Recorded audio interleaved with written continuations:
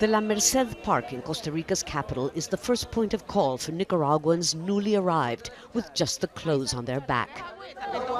Many say they walked for days using clandestine border crossings to avoid the Nicaraguan army. They've come from all over their trouble-torn country. The paramilitaries started going door to door, and since my son is part of the freedom movement, they sacked our house when they couldn't find us. So we escaped and crossed the border at 3 a.m. We left with nothing because I was warned they were going to cut my son's throat. I said, "Son, we have to leave right now." Most of the younger men cover their faces. Nicaragua's president has labeled them terrorists. This 21-year-old student shows us his bullet wound. Many admit they took part in massive roadblocks and confronted police and paramilitary forces until they were forced, they say, to flee for their lives. We haven't lost the war. We are just resting to recharge our strength. We tell Daniel Ortega we had to leave, but we'll return and he'll be the one to go.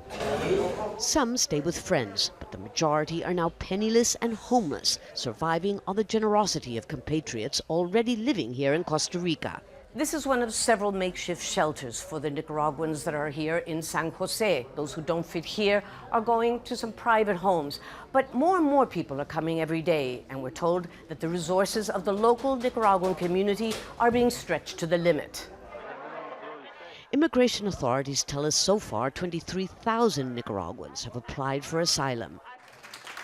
But this well-known student leader is not one of them.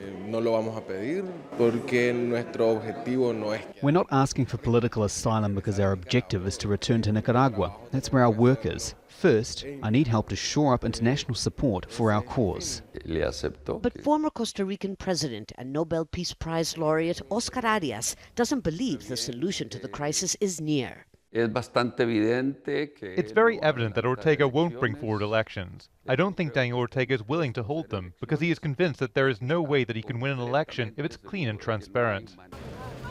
And as the crisis enters its 14th week, the refugees keep coming.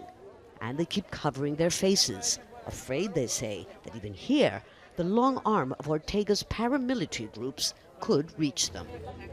Lucia, Newman, Al Jazeera, San Jose, Costa Rica.